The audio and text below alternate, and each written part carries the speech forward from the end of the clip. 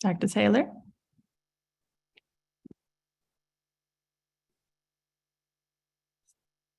Looks like her screen froze.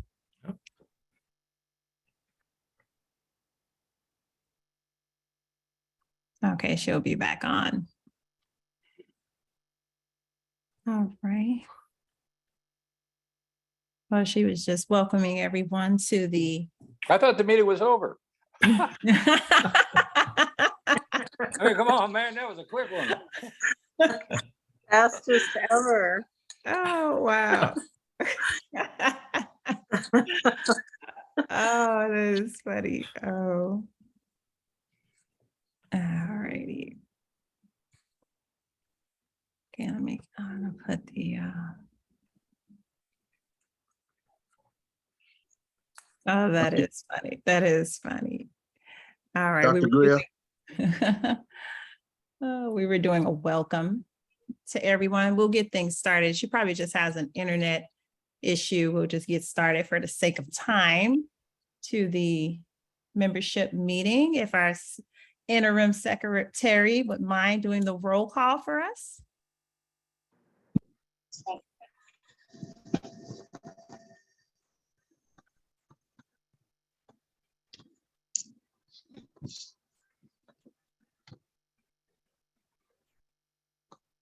Okay, do you guys see me again?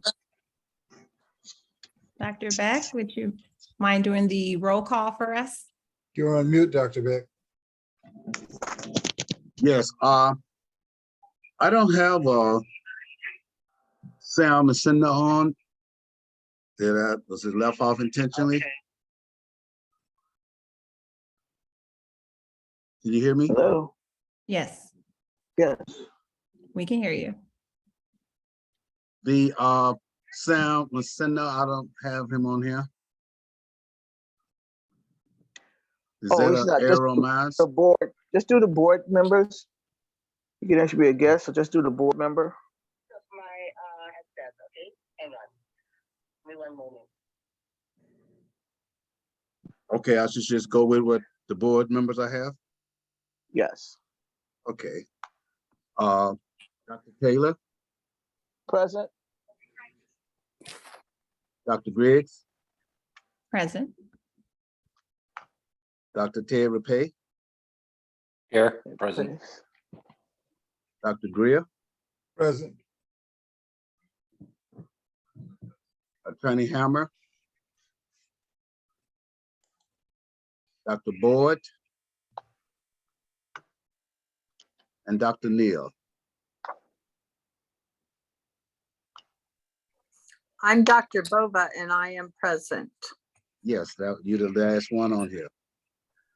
I didn't hear any response from the other three, so I waited a minute. And Dr. Bova. Okay. Present. Thank you.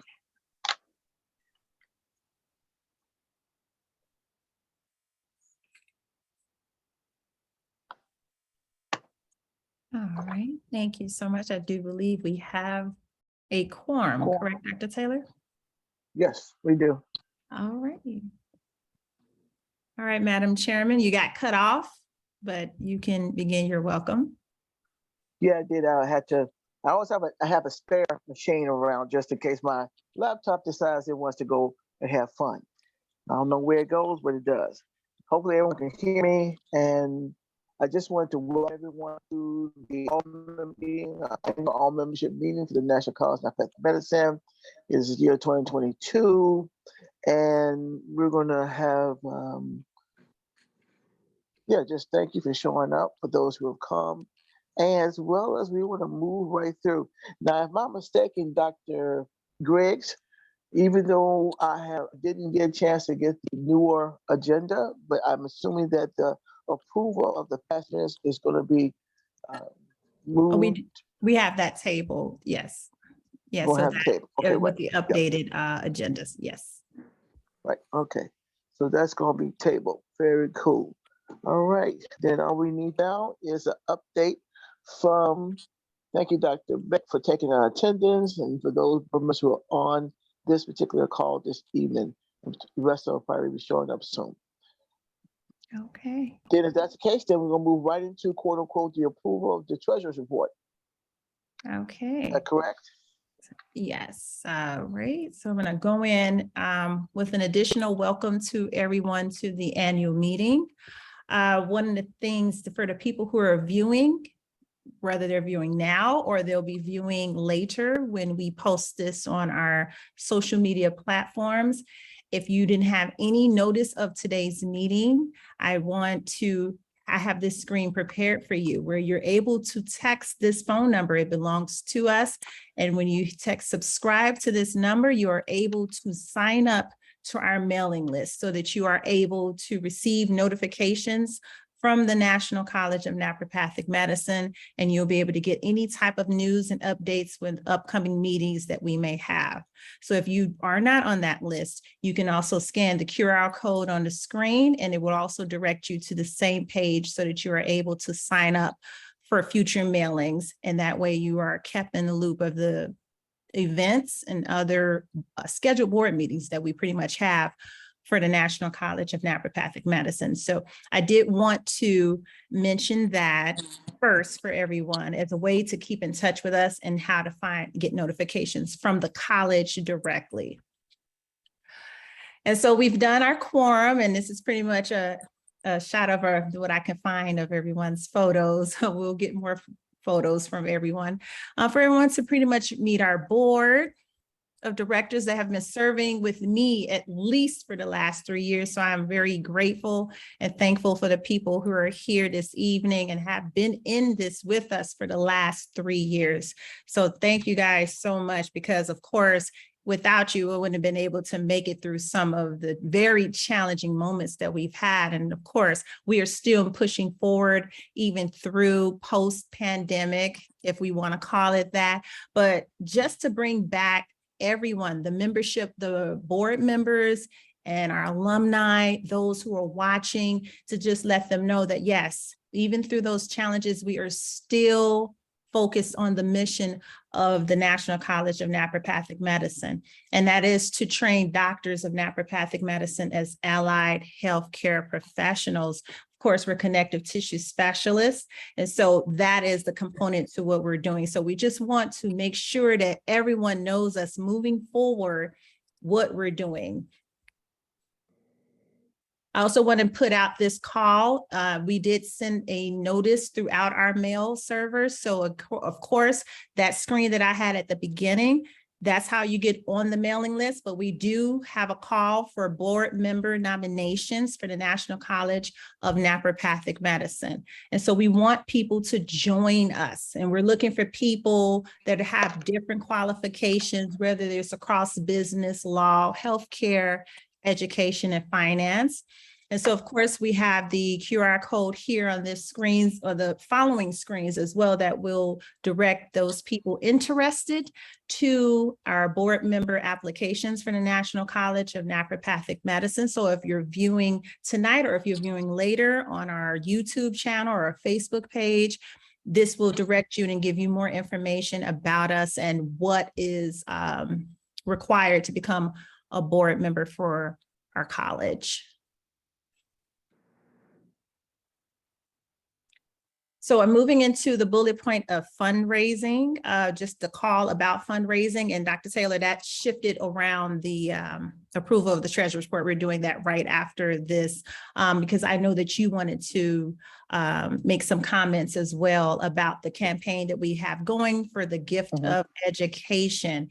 And this is basically a new subscription-based donations that we have, where yes, you can give a one-time donation. That is possible, but now because our mission and the work that we do is ongoing, we will need the type of support ongoing. And so the monthly subscription-based giving is the direction that we're going, where you can give as little as $5 or $10 per month.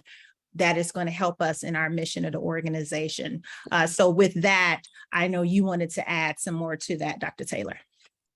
Yes, thank you, Dr. Grace. And really what I really just want to say is just take the plunge. You know, we watch public television, and every time they're on public television, whether it's Channel 11, the Chicagoland area, or Channel 62 or 56 for the North Shore area, there's always some sort of fundraising going on. They're presenting a program, and then they're asking for you to become a sustainer. And that sustainer can be as low as $6. Sometimes I've seen it as high as $25. We're asking the same thing. And that makes it much easier for us to understand how much funding we're actually having to work with as we keep doing this program. It's new. I signed up personally. So I'm leading the charge. And when everyone else to lead the charge, come with me and sign up as a sustainer for the college. It is not going to go waste, believe me.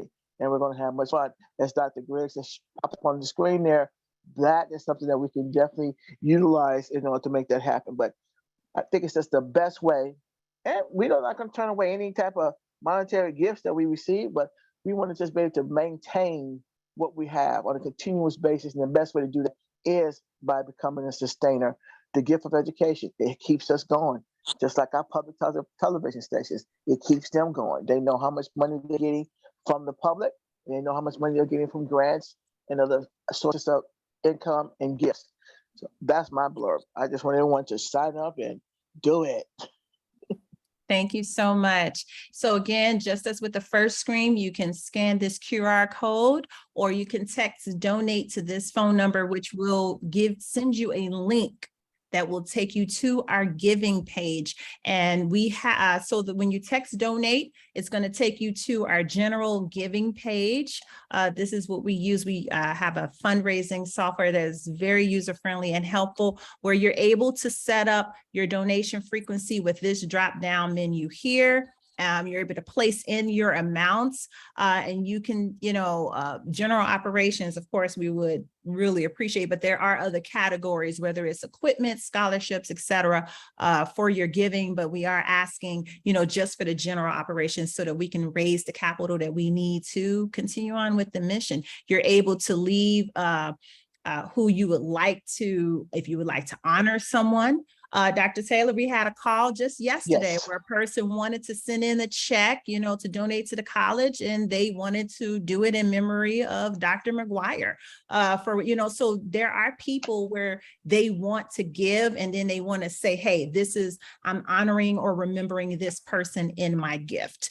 Now, with the monthly subscription-based donating that we're giving, that's a different page. And of course, we will be able to direct people to that, but those amounts are much lower, starting at about $5, increasing onward. And that is a monthly. So where you see donate once here, this is just our giving page where people can go and give at one time. But for the monthly subscription-based donating, it's already understood that it's a monthly donation. And I mean, we spend more on Netflix every month, and so if we could just, think of the college as something that's ongoing and we're doing the work.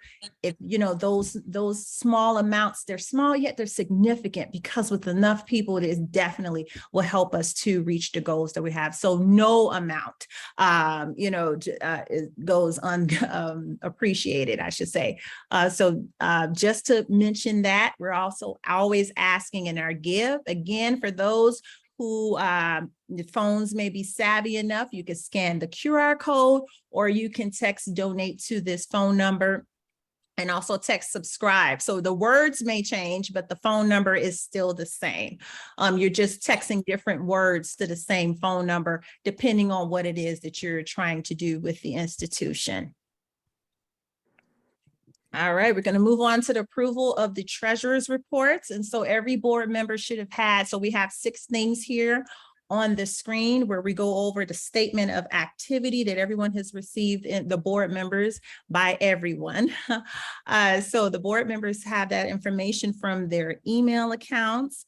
And of course, our statement of activity, just for quick review, just gives a brief overview over the activities over the course of the year.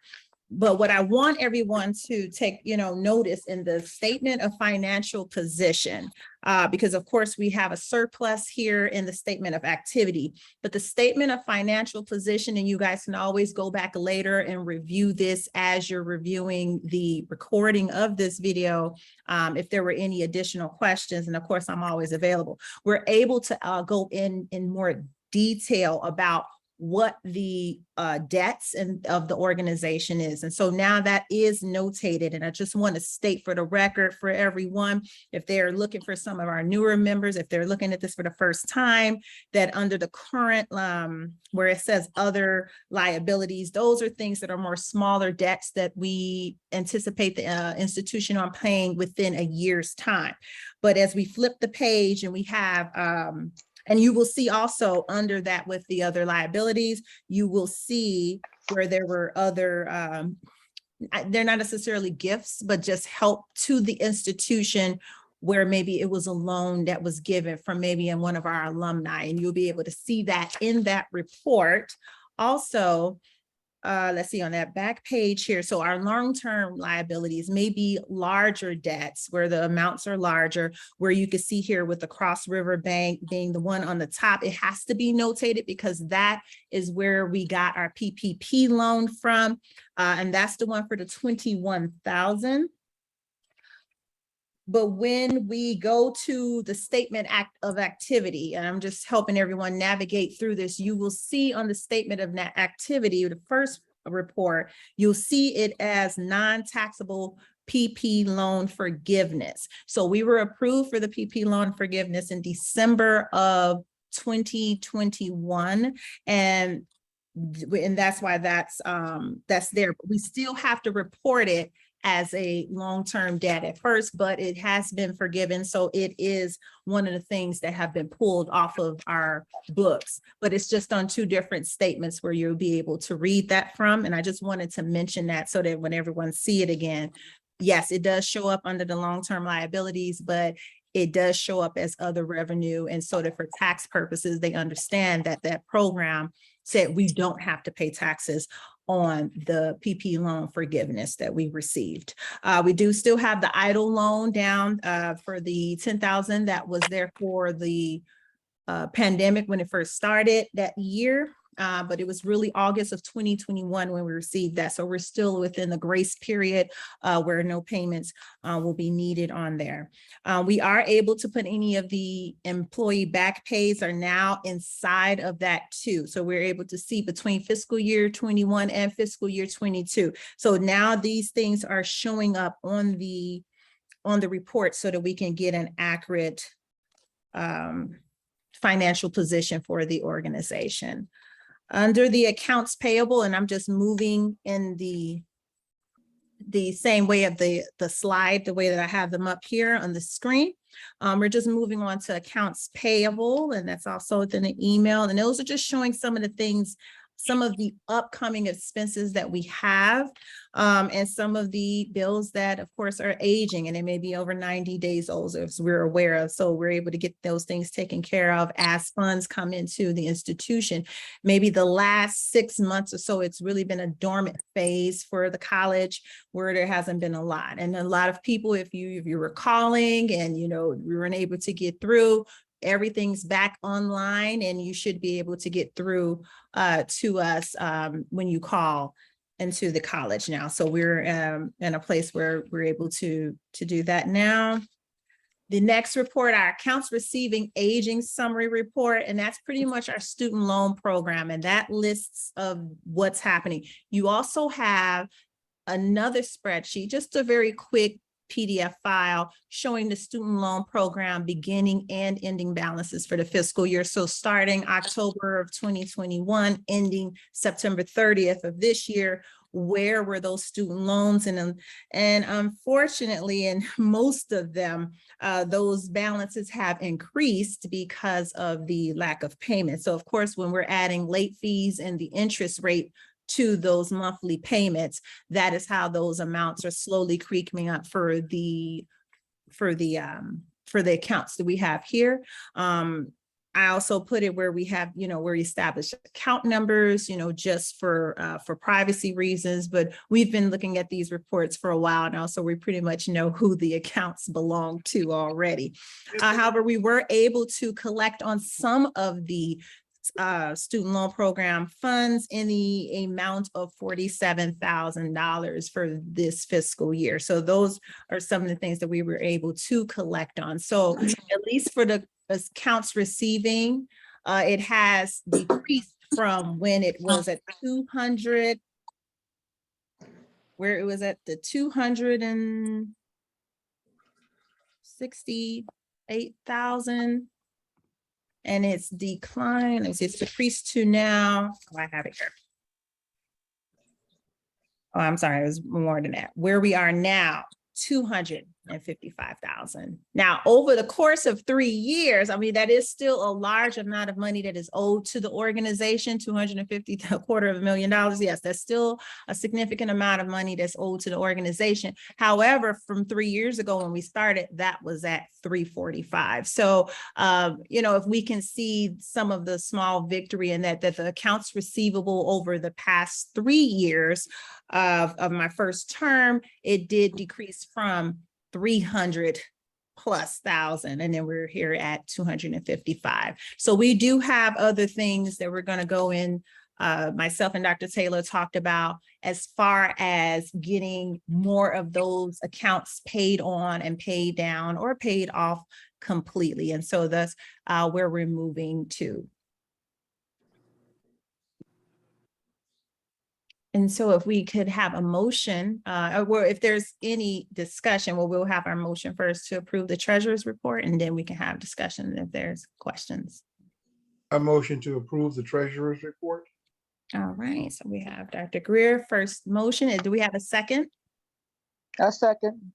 Okay, is that you, Dr. Taylor? I can't Yes, see. it is. Okay, all right. Any discussions at this time now that the motion's on the floor? Any questions about the reports that you all have received thus far? And again, the reports were only sent to active board members for those watching. So we're the ones we're approving, but this information will be available to the public after things have been approved and we've actually approved the minutes. So not to worry for our viewers and the people who are here, that information will be disclosed after we make any necessary updates to it. Did any of the board members have any questions or any discussions on the treasurer's report? Okay. No. All right. Right, and we will go on and vote on the approval of the treasurer's report for fiscal year end 22. All in favor? Aye. Aye. Aye. Or do you want to call? Aye. All right, do we have any members abstaining or opposing? All right, motion carries. Treasurer's report approved. All right. Moving on to next agenda item. We're going to do a really quick review because this is something we have talked about for the last few years, but I know with the pandemic and all of the things that we've had to be faced with, that, you know, some things may have slipped through the cracks. And so this is just a review of the current curriculum for the Doctor of Nephropathy program, still being 30 courses as required by the Illinois Board of Higher Education. We still have in that 4th year internship with 1,000 hours, 350 patient points. This is just a review. Of course, some of the things that we had changed within the curriculum, you know, our advanced science or basic sciences being changed to advanced integrative sciences because the program has a more integrative approach with more neurology and pharmacology inside of the program. So these things are pretty much the same. It's just we may not have seen or talked about it in a couple of years, or at least within the last, because once we approved it, we just moved on to it. Hybrid learning models with both online and on-site instruction. Just to reiterate, that integrative learning model of how our students are starting off first year, second year, and how we're getting them to the level of the clinic when they're actually counseling and taking patient intake, you know, with the completing patient intake forms, the type of information. So all of these courses combined helping to get that student that well-rounded student that we want at the end. All right. And so, of course, we're recruiting our faculty to have all terminal degrees, and this is really just setting us up for our accreditation efforts. So we have we've initiated an application and an eligibility interview with the Higher Learning Commission, and we did that on the 3rd of this month. So we started in this fiscal year to begin that process of accreditation. We'll have probably more details for the board in the next quarter's meeting. There's current steps that we're undergoing right now within the college, of course, with renovations of both the main building 3330 and then, of course, a build out for 3332. Our audit started the early part of the week, the fiscal year 21 financial audit. So we completed our fiscal year 2020 audit. We hadn't gotten what we needed for the fiscal year 21 audit, but we do now. So that is in motion as we speak, something of which that's going to be needed definitely for our candidacy for accreditation, but it's also needed for our VA recertification. And of course, rehab, renovations, et cetera, are going to be needed for both of those things, be it accreditation or VA recertification, because both are going to require some type of site visits at some point in that process. So I'm really pleased that these things are in motion, and one could not happen without the other. With the faculty and recruitment training, getting our faculty trained for the learning management systems that are required for the online learning that we have now, and then really moving forward with mass student recruitment now that we do have a license extension for the Naturopathic Practice Act. Just to remind, I know it's been a year or so, maybe two, since most of the board has seen the site plans for 3332 and the vision that we have for the NatMed professional and medical office suites. We have the team coming in tomorrow. Actually, we're going to create a proposed concept plan for 3330, and that's happening tomorrow. So we'll have the architects and everyone come out for that tomorrow. And just to give everybody so that you understand where we're going with this again, so we definitely have to do rehab. We have to, the roof repair begins Monday. And of course, I just mentioned with the financial audit, the Higher Learning Commission paperwork being in the Department of Veterans Affairs, myself and Dr. Mesha has been working on that since the summer. And really the only piece missing is that 2021 financial audit. So once we complete that, probably within the next 6 weeks is their estimated time of completing that, then we'll be able to resubmit our VA certification with the Department of Veterans Affairs, now opening us up to veterans becoming students and being able to use the GI Bill for their education with us.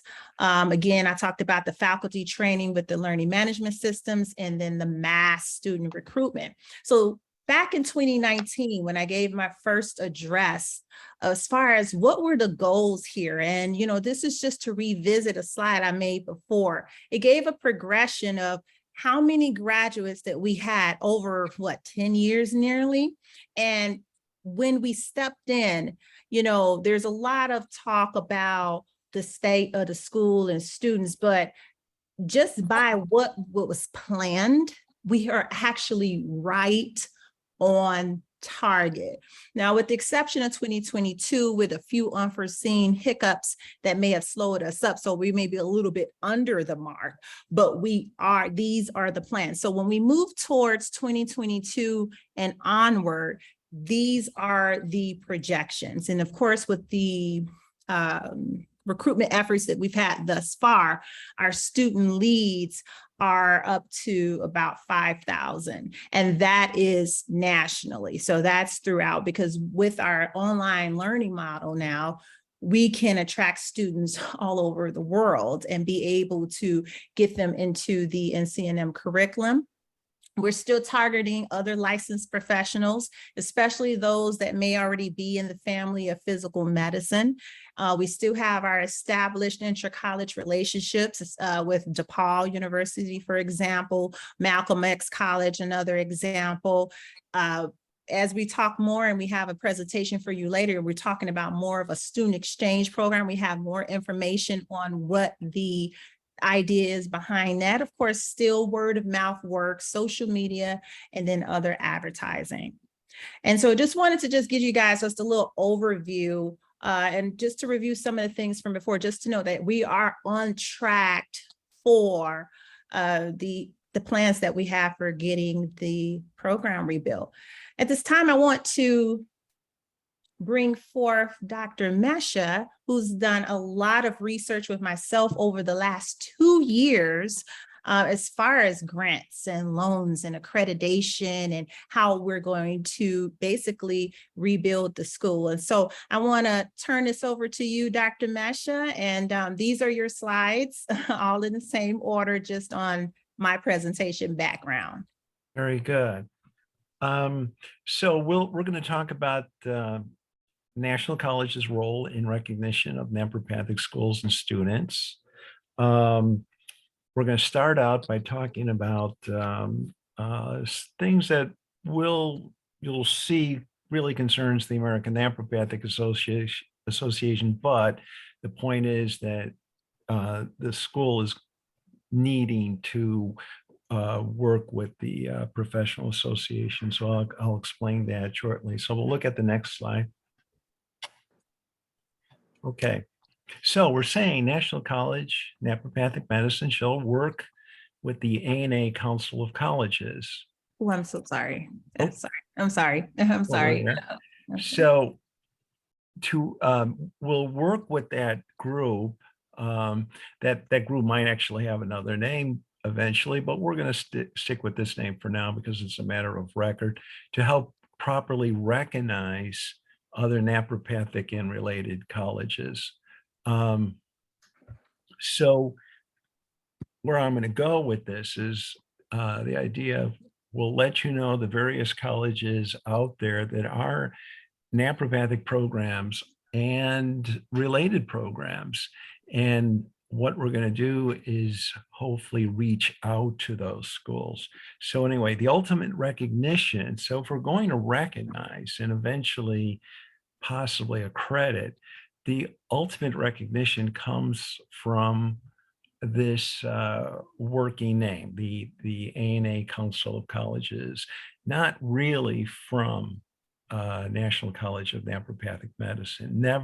Nevertheless, National College provides the ANA Council of Colleges with its standards. Okay, next slide. Okay, so National College of Naturopathic Medicine shall work with the ANA Council of Colleges to help properly recognize other naturopathic and related colleges. And I think we are. Yes. I'm sorry. So, Yes, correct. Okay. So before we go into that, we're going to take a little diversion to talk about how NCNM worked in terms of pursuing accreditation. So we do have a little history, and I want to go over that.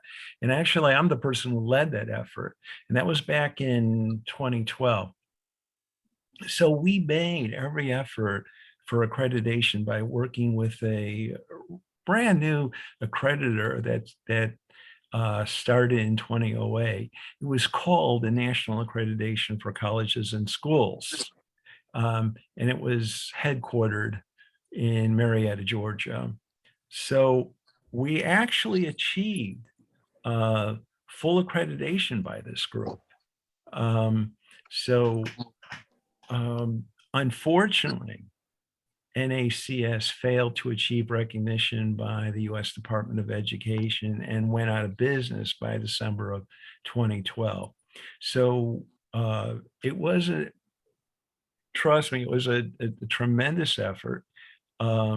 We went through all their stages of accreditation. Most accreditors have 3 stages. Basically, you're an applicant, followed by a candidate, followed by full accreditation. We achieved all that, and so we were an accreditor, especially a new accreditor, can accredit schools. As we went through, But once that accreditor is finally recognized by the U.S. Department of Education, then it would have been wonderful for us. But unfortunately, that did not happen. So our next slide.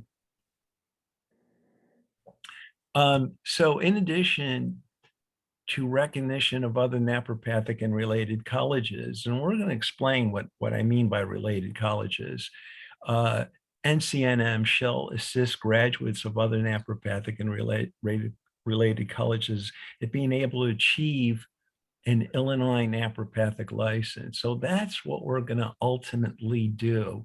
We're going to hopefully hopefully make attractive to graduates of other schools that don't yet qualify for a license, especially an Illinois license, to actually come and graduate from our school and be eligible for an Illinois license. But the process will begin with the ANA. So we will divert a little bit and talk a little bit more about the ANA.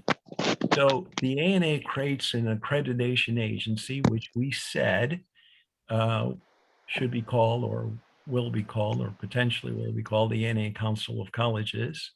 It could also be called the ANA Commission on Accreditation. That's actually a more typical accreditation title, but right now it's a matter of record with the ANA that we're using the terminology ANA Council of Colleges.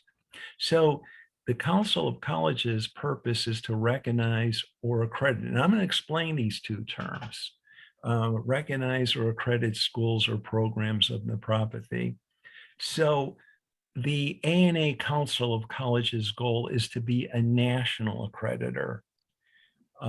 So a national accreditor, not an institutional accreditor. Why? Because a national accreditor allows a school to access Title IV funding. Institutional accreditors do not. So next slide. So distinguishing between recognition versus accreditation. So recognition is a pre-accreditation process. So ANA Council of Colleges will establish requirements for a school or program that resembles the academic and clinical curriculum of us, the National College of Naturopathic Medicine. And we can do that. We can do that immediately. Accreditation is a long and expensive process. So possibly, hopefully someday, the NA Council of Colleges may become an accrediting agency, but this is entirely dependent on recognition by the U.S. Department of Education. So furthermore, the ANA Council of Colleges is an organization, when we establish it, is an official organization with bylaws and policies in place to meet criteria for programs leading to the specific degree of Doctor of Naturopathy. And the Council of Colleges shall define criteria for recognition or accreditation. So next slide, or next slide. Okay. So the Council of Colleges shall recognize or accredit schools or programs of naturopathic medicine within all states of the United States. And we're going to talk about that in a moment. The ANA Council of Colleges shall recognize or accredit schools or programs of naturopathic medicine also outside the United States. A number of accreditors are capable of doing that. Their accreditation is not necessarily restricted to just the United States. So the ANA Council of Colleges shall grant recognition and accreditation to at least, of course, National College of Naturopathic Medicine. So going into the technicalities of what we mean by, first of all, recognition followed by accreditation, following the guidance of most accreditors in the United States, This is where these points are coming from. So the ANA Council of Colleges shall assure the school's main campus location as well as locations of any additional campuses. So the Council of Colleges shall assure that a school is properly licensed to operate in their state indicated. This is normally a function of the Secretary of State. The ANA Council of Colleges shall assure that a school is financially sound. This can be accomplished by reviewing an audit. Next slide. The ANA Council of Colleges shall assure that a school is free of association with activity that may damage the reputation of the ANA or the Council of Colleges. That's just standard. That is just standard for most accreditors. The school that we're reviewing agrees that its owners, officers, managers may be subject to a background check by the Council of Colleges. So in addition, the Council of Colleges shall assure the school is enrolling students with its indicated curriculum for at least 2 consecutive years. And that's a standard point for most accreditors. So in accordance with the U.S. Department of Education guidelines, the Council of Colleges shall demonstrate experience at recognition or accreditation for at least 2 years prior to applying for recognition by the U.S. Department of Education as a recognized accreditor.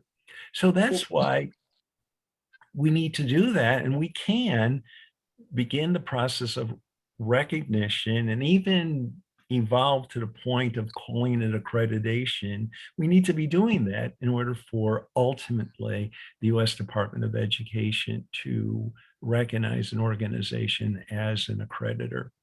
So this slide is very important because we're saying that our ANA Council of Colleges shall review the curriculum of an applicant naturopathic school or program to assure that its curriculum resembles the curriculum of the National College of Naturopathic Medicine. So our next slide.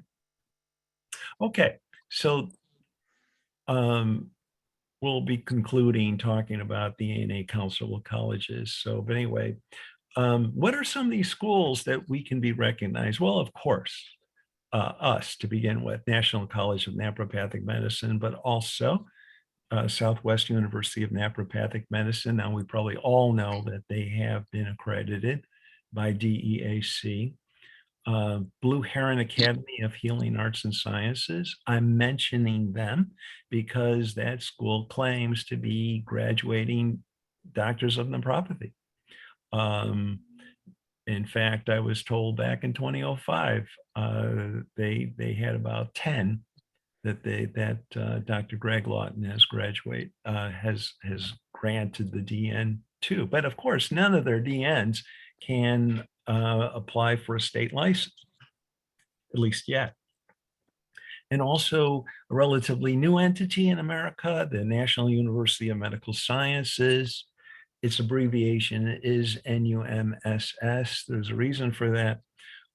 They're, by the way, located in Naples, Florida. So quick review of the schools. Of course, us, National College of Naturopathic Medicine here in Chicago, established in 1908, awards the DN degree, not yet accredited. However, the state of Illinois allows its graduates to take the Illinois license exam in naturopathy. Now, the Southwest University of Naturopathic Medicine in Santa Fe, New Mexico, established in 2011, of course, awards the DN degree, was accredited in 2021 by DEAC. And my understanding is that New Mexico now requires the National Board of Naturopathic Examiners examination to qualify for the New Mexico license or a naturopathic license from another state. So that's going to be Illinois. So Blue Heron Academy of Healing Arts and Sciences. Its main campus is located in Grand Rapids, Michigan, established in 1980 by Dr. Greg Lawton. The school has a number of programs. By the way, he is a chiropractor as well. I've neglected to put that a DC after his name as well. But anyway, the school has a number of programs. They have medical massage therapy, holistic health practitioner, personal trainer, fitness trainer, diet and weight management, phlebotomy technician, herbal medicine, life coach, acupressure. They don't advertise the but as I mentioned to you, a number of their students have been awarded the DN, as I stated.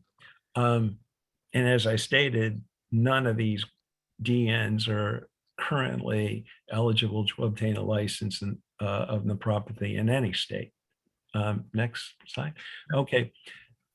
A new entity, National University of Medical Sciences. Its president, Dr. Sean Porgel, and he has a number of credentials that I've listed, DO, chiropractor, PhD, and MBA. The school is registered in Naples, Florida. It's entirely, well, the courses are online, but they do have a number of clinics that they work with, and I'll mention those shortly. Osteopathic manual practice, naturopathy, botanical medicine, athletic therapy, massage therapy, healthcare business.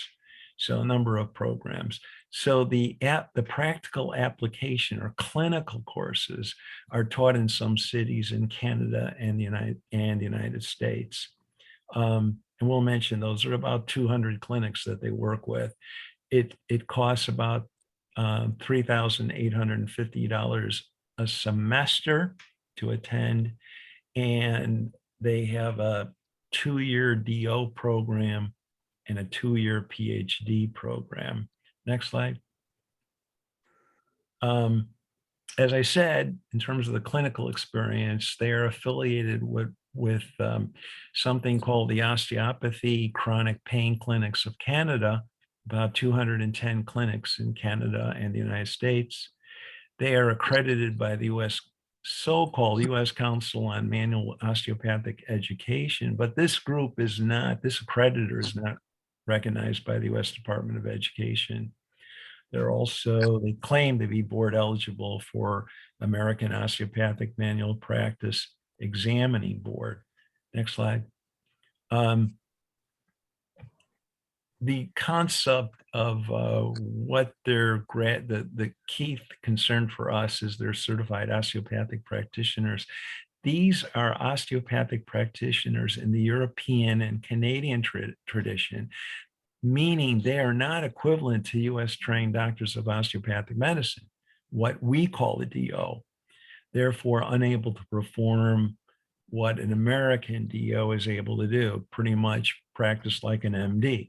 So they're unable to perform surgery or prescribe FDA type medications.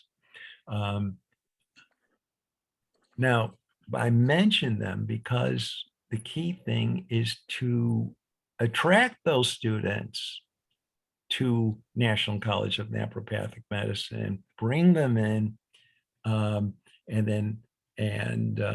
have them as an advanced student, and then have them graduate from us. So other schools that we could reach out to, what I'm going to say, what I want to emphasize right now is I'm not just identifying schools for you that are out there in terms of claiming to be training students in naturopathy, but in addition to identifying them, also reaching out to them to let them know that to attract their graduates to come to National College of Naturopathic Medicine and to complete graduation from us so they become eligible for an Illinois Illinois license exam and become so anyway, there are foreign schools as well. Foreign naturopathic schools where we do know about the Scandinavian College of Naturopathic Manual Medicine in Sweden, but there's also the Southeastern Finland University of Applied Sciences and at the same location, they have a specialty program called the XAMK Open University Applied Sciences. So we'll talk a little bit about that in terms of what they're doing in Finland. So the Scandinavian College of Naturopathic Manual Medicine in Stockholm, Sweden, founded in 1972. That's a private college under government supervision located on the campus of Stockholm University. They've a license has been offered in naturopathy in Sweden since 1994. Next slide. In Finland, the Southeastern Finland University of Applied Sciences, the basic program offers a DN. By the way, the school is in Kotka, Finland. Now, a specialty program within that school, the XAMK Open University of Applied Sciences, what that is they're calling that a post-DN program, which also translates to a master of naturopathy. So it's part that Open University is part of the Southeastern Finland University of Applied Sciences. So next slide. Okay, a program in Spain, also referred to as the National University of Medical Sciences. So that's why you see the abbreviation is a little different from the American version. So the school in Spain, its abbreviation is NUMS. So it is the sister college of NUMSS. Again, its president is Dr. Sean Porgal, and it is registered in Madrid, Spain. Just like the program in the United States, it's the courses are online courses: osteopathic manual practice, naturopathy, massage therapy. Of course, we're actually interested in the students who are graduating with osteopathic manual practice and naturopathy. So next slide. Okay, so let's talk about some non-naturopathic but related schools. And I think you've already seen the term osteopathy in particular, the Canadian and European style of it. So National College of Naturopathic Medicine can also assist graduates of non-naturopathic but related schools, such as naturopathic and traditional osteopathic programs. So these programs in Canada, all schools of osteopathy in Canada are basically osteopathic manual medicine or traditional osteopathic programs, and not comparable to the osteopathic medical schools that we have here in the United States. Since none of these graduates have a license to practice in Illinois, we hopefully can attract them to come to National College of Naturopathic Medicine as advanced students and graduate, and take an Illinois license in naturopathy. So what are some of these schools? We have the National Academy of Osteopathy, which is in Toronto, Canada. Again, the president is Dr. Sean Porgal. The school offers a diploma in osteopathic manual practice. By the way, no school of osteopathic manual practice in Canada, no school that calls itself osteopathic in Canada offers a doctorate degree. These are all diploma programs. So, but it is the largest of these programs in Canada. So it's actually the shortest as well. But I'm just going to lay out the shortest to the longer programs, and hopefully we can review all these schools and work out something. What kind of standing would we bring us in a student from the program that is short versus a longer program. So that has to be determined. So in this college in Toronto, students with a high school diploma only have to be there 1 year full-time or 2 years part-time. So as I said, it is the shortest program in Canada. And students who come there with a healthcare degree already, they can complete their program in 6 months full-time or 1 year part-time. So next slide, or next slide. Okay.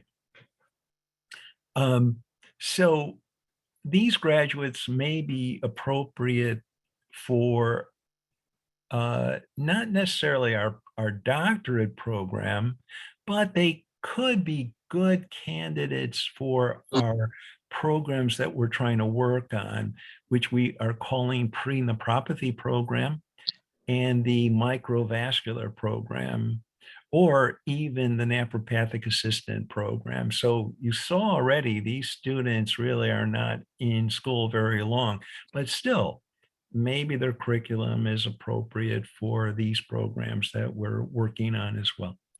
Another school, the Canadian Academy of Osteopathy, also in Ontario, but this is Hamilton, Ontario versus Toronto. The program is osteopathic manual practice, but now this is a program that's 4 years long. So it's a 4-year program, and the end result is a MOM in science, a Master of Practice Diploma in Osteopathic Manual Sciences. So next slide. The Canadian College of Osteopathy. This is in Toronto, Ontario, founded in 1991. This is a 4-year on-campus program plus a 1-year clinic. Graduates of this school earn a different diploma, the DOMP. So next slide. Another school, the London College of Osteopathy and Health Sciences in London, Ontario. And this program also, as I said, all these programs, the end result is a diploma. But here's an example of awarding a master's certificate in osteopathic therapy. So next, I guess the slide got a little screwed up. It was really it did. It's 700 hours. 700 hours. 700 hours. I don't know how that happened. So it did when I transferred your slides to my presentation, it may have shifted a few things. And right. So this is a pretty long program. So anyway, just to make a note, in Canada, the terms Doctor of Osteopathy, osteopath, and even the abbreviation DO are protected terms by the Canadian College of Physicians and Surgeons for exclusive use by only those trained at American osteopathic medical schools. So just make that note. Those trained at Canadian schools of osteopathy are, at least in Canada, are called osteopathic manual practitioners and have a diploma, and not, we saw also a master's degree, but they don't have a doctorate degree. The diploma doesn't allow them to be called doctor, in fact, unless they're already an MD or an American trained DO, or they have a PhD, for instance. So there are DOs in Canada. There's not many. There's a little bit more than 30. And all of them were trained in the United States. Okay, so doctors of osteopathy in Canada are registered with the College of Physicians and Surgeons per province. And as I said, there's probably just a little bit more than 30 American trained DOs in all of Canada. But as for osteopathic manual practitioners, there's no standardized training. That's why the schools vary. However, osteopathic manual practitioners in Canada conform to the standards set by the World Health Organization. So there is some type of standard setting. Also, membership in the Ontario Association of Osteopathic Manual Practitioners requires passing an entrance examination. So there is some level of competence and standardization. So I mentioned some of these schools, the schools in Canada, some of the schools that in Europe. Just for our consideration, we should be considering possibly the idea of a student exchange program.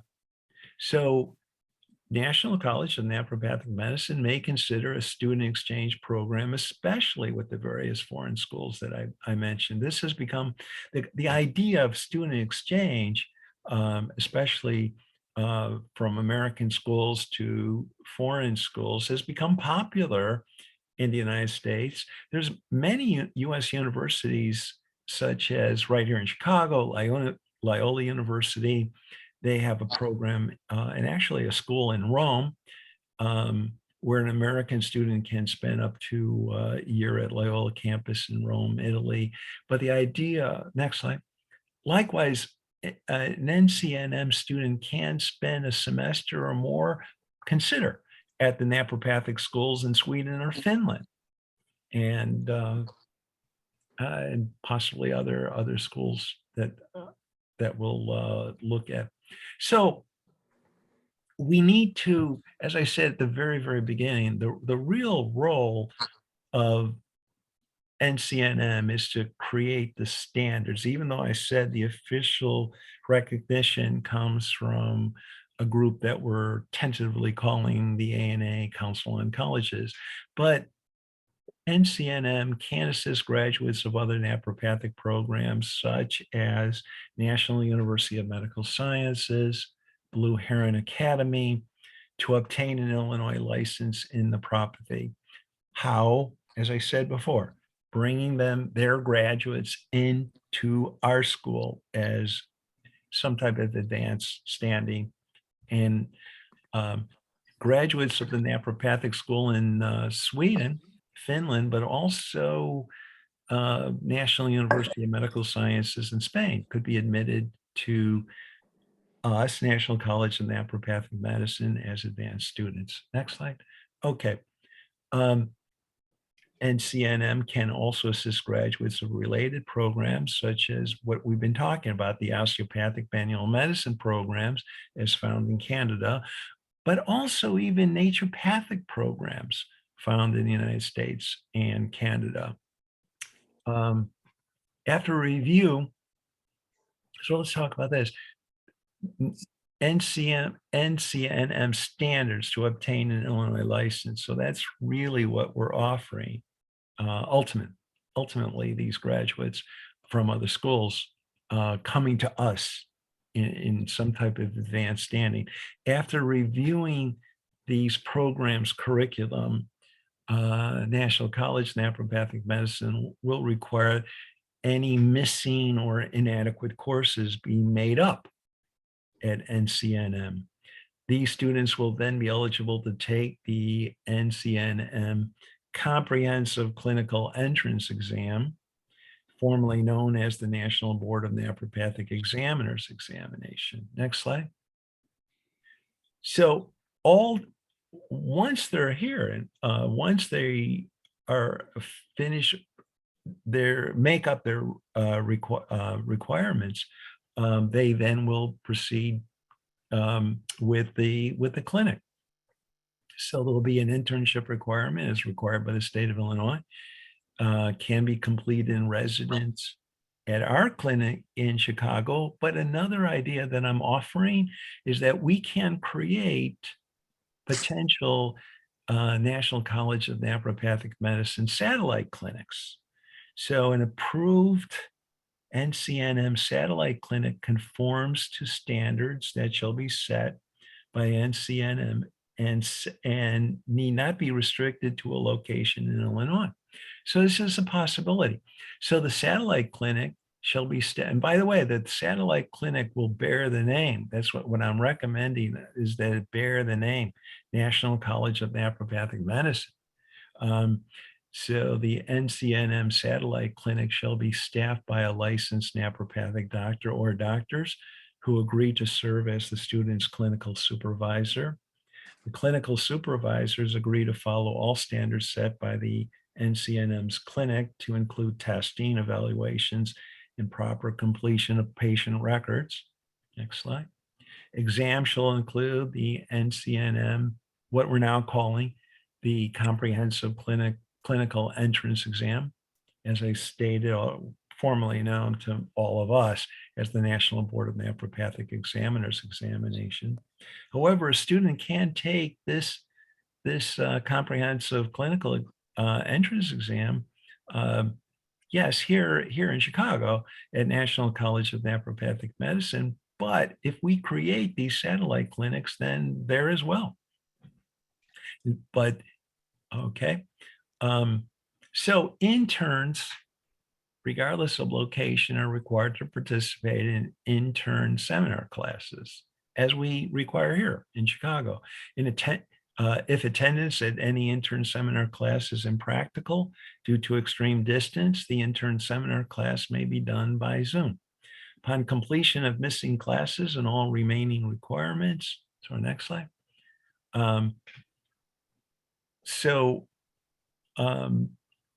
The exam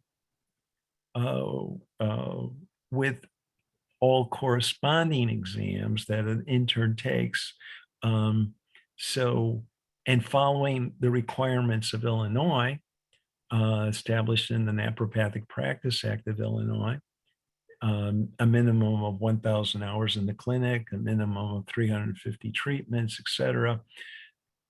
Once that student completes these requirements, the student then becomes, even though they've graduated from all these other schools that I mentioned, the student then becomes a graduate of National College of Naturopathic Medicine.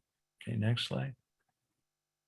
As a graduate of NCNM, this student is now eligible to take the Illinois exam for a license in naturopathy. Next slide. So with an Illinois, we're almost done. I wanted to mention another attraction to these students, whether they come down from Canada or elsewhere, to keep in mind that the student is not restricted to just practicing in Illinois. There is something called the Health Freedom Practice Act. So with an Illinois license in naturopathy, this graduate can also practice in states with a Health Freedom Practice Act, such as Oklahoma, Idaho, Minnesota, Rhode Island, next slide, California, Louisiana, Colorado, Nevada, Maine. Also New Mexico, but this would not help that student because the state of New Mexico already has a license to practice naturopathy. So that student would not really be able to practice in New Mexico, even though New Mexico is a Health Freedom Practice Act. They would have to get the New Mexico license, but all the other states I mentioned. Okay, next slide. I believe that. Okay. Oh, well, thank you. That's it. That would be it. Thank you very much. Thank you, Dr. Mesha. I wanted the board to get introduced to the work that we have been spending hours in the college for the last 2 years, gathering all of this, because the question always comes, well, who are the students? Who are we recruiting now? And with all the uncertainties of the pandemic, we did not know what that would be. We weren't sure of that. So I really want everyone to understand how the National College of Naturopathic Medicine is going to become a global hub of students for naturopathy. And we have pending states, Dr. Mesha, as well. So we have 9 states recognizing the Health Freedom Practice Act, but there are about 15 pending states in the United States as well. Exactly, that's true. So hopefully I haven't lost anyone, but the idea is that instead of recruiting students the way we used to, just hoping that students will find us and come to us, what I'm really suggesting here is that we will be much more aggressive about it, and that we approach these schools that are out there around the world. The schools that the other schools that exist in the United States, the schools in Canada, and the other schools that I mentioned in Europe, and then we contact them. We ask them, offer them recognition, tell them there's an opportunity for your graduates to come to our school and be then eligible to get an Illinois license. Absolutely. And so we want to not only grab them while they're young. So of course we have these other programs. They're not as long as the Doctor of Nephropathy program, but they're still great programs that puts them right in the family. It puts them within reach to going for the Doctor of Nephropathy degree if they so choose, but definitely grabbing these students, because most of them already have an interest in nephropathy, but just putting them right into the pre-nephropathy sciences program so that they can begin, so that we can create that pipeline for them. So this is kind of the where, in addition to other efforts that we have for recruiting students, where we're getting them from. So this is pretty much the presentation on the intra-college relationships that we're building or trying to build with the National College of Naturopathic Medicine to get more advanced degree students. And with some of the places that are out of the country, they may not have as much education or training, but they would definitely qualify for our pre-DN program or even the MVP program to begin work here. And so for the viewers that are out there today, we have another word that you can text the very same number if you would like to get an appointment at our community clinics. We have a QR code there that will take you directly to our booking page. So if you're having any problems with, getting through or, with phones or anything, you can text schedule to this phone number and it will send you a link straight to our booking page where you'll be able to set up your appointment, or you can use the QR code on our screen. So that was just a brief little commercial about our treatments here at the NAPMET Pain Clinic. And so at this time, I want to bring up if there's any membership questions. Do we have anything in the chats, Dr. Taylor? Let me pause to share really quick. And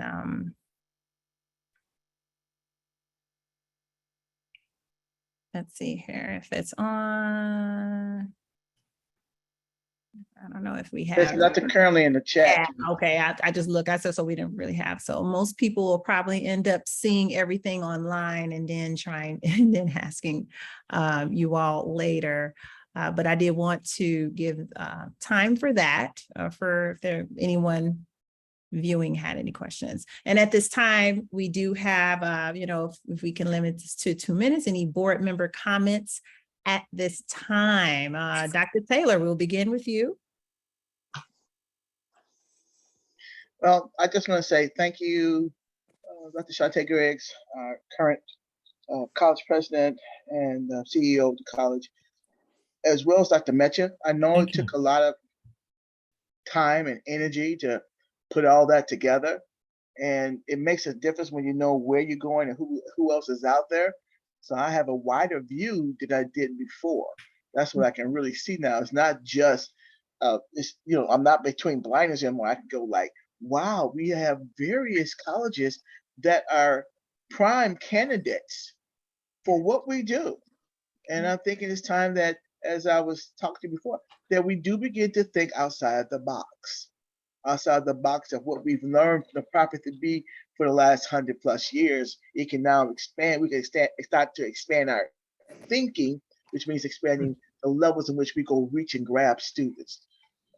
I think that's great. Just being to do just that part, knowing that I don't have to just talk to my neighbor doctor, but if I know somebody in another state, look, come to the college, check it out, go online. And that's what we've always been advocates for our own profession, but I think we can really be advocates now knowing that we can reach foreign market, is what we say. We can get out there and reach the foreign market in order for that to happen. So I'm very, very pleased with that.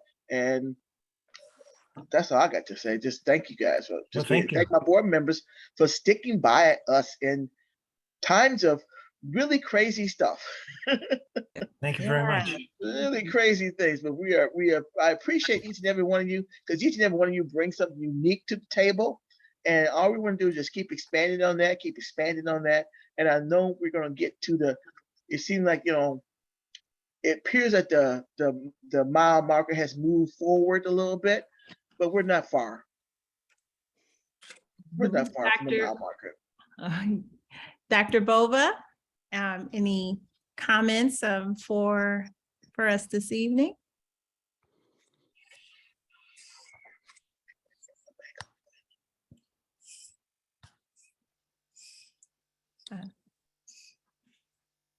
We'll move Hey, around. can you hear me? Yes, okay, we got you. There you are. I'm sorry, I was trying to push the button there.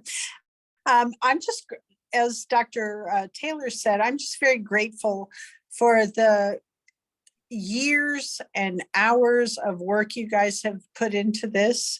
And I appreciate it very, very much. And our profession has needed someone with your kind of diligence and foresight, like into what we need for our future, and to put all that effort into it. So I'm just really grateful also.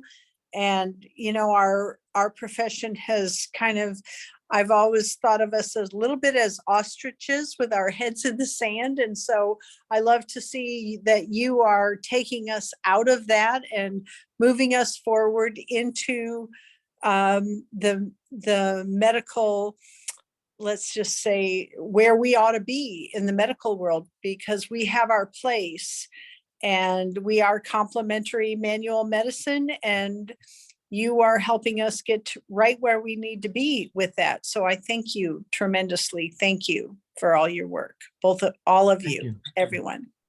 Thank you. All right, Dr. Beck, any comments for us this evening? I would just like to say that it is quite impressive, the amount of work that is being put in and the information. It's a lot to digest, and I'm just really impressed. And it's a lot, and you have done a lot of work. So I throw my support on what I can to do what I can on this, because I think this is a good start and you're on the right road. Yep. Thank you. Do we still have Thank you. Dr. Greer on the line? Let's see, can I see her? Oh, there he is. I'm on mute. Yes, I'm back. I'm sorry, I had some bad news at that time.